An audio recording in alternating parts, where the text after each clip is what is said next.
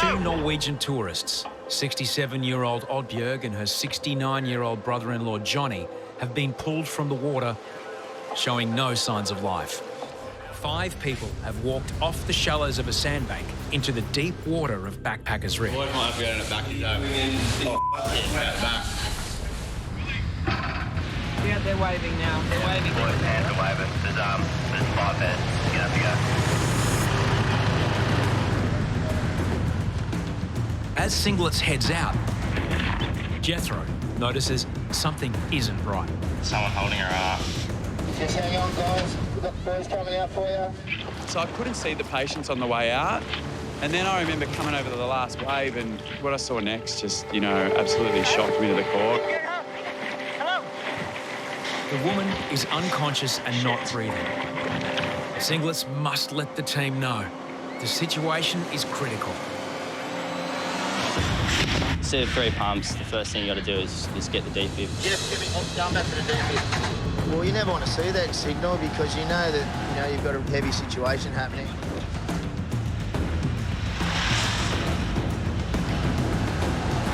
Ambulance, please.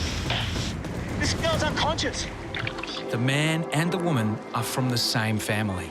Of course, I wanted to help Singer. He was asking for help, but I couldn't leave this guy that was clearly about to drown, so I had to paddle that guy in and then go help again. Hey! Hey! Singlets are screaming at me to come over and help him. This lady's unconscious. And then I heard on the megaphone, Boys, there's one out to the left here as well. I had to paddle over the crest of 1 or 2 more little waves, and then I just saw the person face down, just lifeless and face down. Look, I've seen some crazy things in my 19 years of service, and mate, that one was just unbelievable. Chapo's not even working. Chapo's in there. Where we were, there was just constant little waves that just kept chipping away, like just making it harder and harder and harder. I just went straight to Corey because he needed help. It's been 3 minutes since the pair were found face down. The human brain cannot survive without oxygen for much longer than 6 minutes. If I lose my board, Come on, lady. Talk to me. Hello. worst possible scenario, Hello. because I'm going to be in the water with a dead patient. Hello. Hello. Come on, talk. I just thought to myself, I'm going to have to draw on every little bit of skill,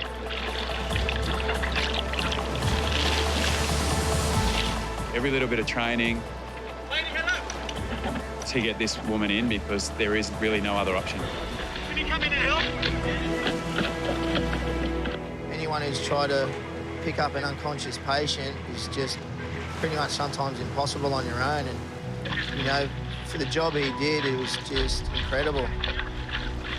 Pick it up. Sideways. Use the drone. This way. Yeah. Right, thanks, boys. 4.5 minutes after Oddbjørg was first found, Singlets begins the vital compressions, which will circulate oxygen from her bloodstream through to her brain. Don't worry about that. Keep coming. 1, 2, 3. Kerbox prepares the defibrillator.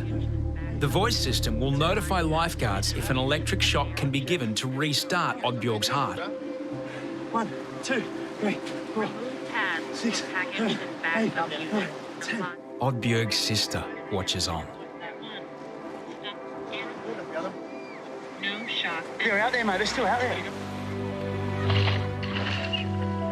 Everyone knew, we've got to get him in as quick as possible, and as time went on, we're just thinking, got to get him in. Even with 3 or 4 other guys trying to push the board when a wave came, the wave just wouldn't take us. Corey did that initial work and he was just like, get him in, and we were like, we're trying. Almost 6 minutes have lapsed since Corey first reached Johnny. 5 surfers have joined 3 lifeguards in the fight against the rig. Somehow he came off the board again. It just drove me insane that I couldn't get him in. Lifeguards listen to the defibrillator, 15 continue. but Oddbjørg's heart rhythm is in flatline and she can't be shocked. That one. Stop CPR. Stop now. Do not touch the patient. Analyzing heart rhythm. I remember looking around and went, oh, no. This is going to be the worst thing I've ever seen as a lifeguard. Good boy. Now get that back in. The thing that was going through my brain more than anything was this person's friends or family are going to be on the beach watching this whole thing. Continue for 1 minute 30. 7 minutes after Johnny was first found in the water, resuscitation begins. Compressions down, cause. Nothing coming out. Compressions, cause. Straight down. Let go, mate.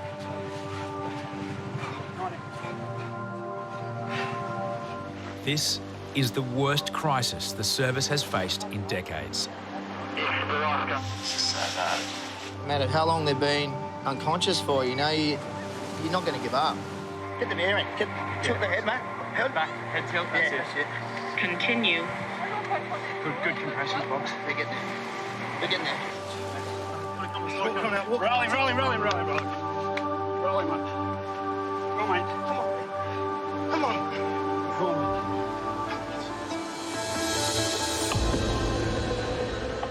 15 minutes after the pair were found face down, How many patients you got? 2. the prospect of successful resuscitation is becoming less likely by the second. There's one patient. We've got no pulse, no breathing. In the water for maybe 5 minutes. How we going with the shocks and all that? We haven't had a shot, we haven't had an AFib. The whole time, I wanted to see nothing but see him start coughing or blink. Johnny is also fitted with a defibrillator in the hope his heart can be restarted. Tell me when to get going. Non-shockable rhythm. But no shockable rhythm is present. Back to CPR, please ventilate. Okay. The hope is that we generate a shockable rhythm, we get it off flatline, and that can help him come back to life. Doing well, guys. 30 metres away, paramedics fit an ECG machine to Oddbjerg, hoping to identify electrical activity in her heart. And then out of nowhere, he said, "Oh, hey boys, I think I'm getting a faint electrical activity there." Next minute, you know, we heard we've got activity. There's a pulse come back. And I looked at Singlis, was like, "Oh my God, like we've got it back." Absolutely incredible.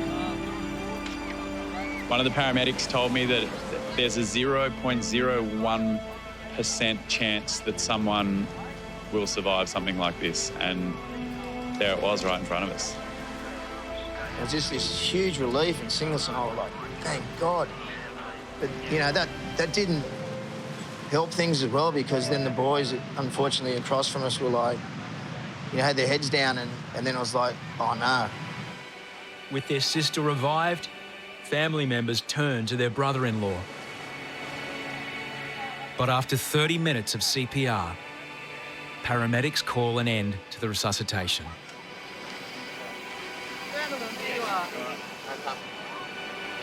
We're just like, why can't we get this guy back? Like, you know, over the years we've had so many successful sort of resusces, and it's surreal having someone die at your hands. It's not what many people are used to dealing with. Yeah, poor Jeffro, he was in the tower and would have hit him hard as well. Yeah, when Singlet started paddling, it just got worse and worse.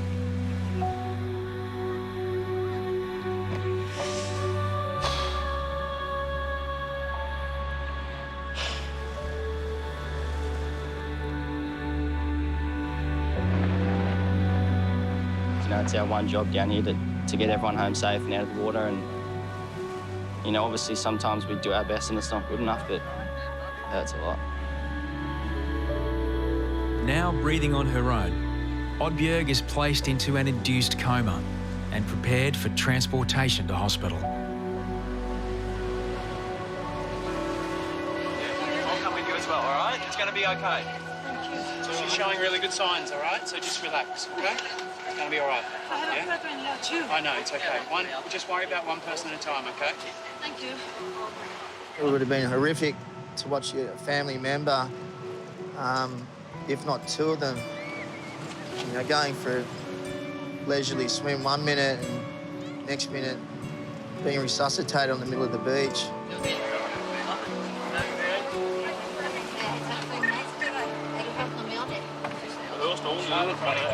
See you guys. Yeah, sweet. See you when you're ready to go. It may be days before Oddbjerg's condition is fully known. You never have that feeling of relief until you finally get the all clear, and you're just praying for days that you're going to get that.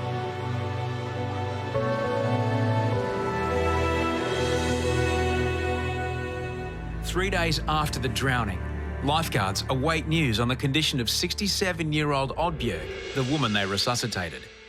I was just sitting in the tower watching the water, and we got a knock at the door, and she said, hi, you rescued my sister? And I was like, oh, I'm so sorry. And she was looking at me, and I just said, how is she? And she's like, this is her. And the lady just stood there, and we just looked at each other I felt like for 20 seconds, I just looked at her. I was like, this can't be real. You should be dead. As soon as we saw each other, we just had this huge hug for about a minute, and there were tears. For me to see her with life in her body and life in her eyes was incredible. So this is from the sister, actually. Dear Trent, thank you again for saving my sister from drowning on Bondi Beach. The hard work you and your fellow lifeguards did for both Oddbjerg and our brother-in-law, Johnny, meant the world to us. I had the feeling of being in a roller coaster between deep sorrow and extreme happiness. Going home together with Oddbjerg, who shows no signs of injury at all, is the best gift ever. I would like you to know, and also pass on to your fellow lifeguards, that all of us who were present at Bondi are so grateful for your knowledge, capacity, endurance, and hard work regarding both Johnny and my sister. Our sister, who lost her husband, asked me to thank you for trying as hard as you did to save Johnny's life. His coffin will come to Norway in a few days, so we are going together for his funeral. Please pass on our thanks to everybody involved.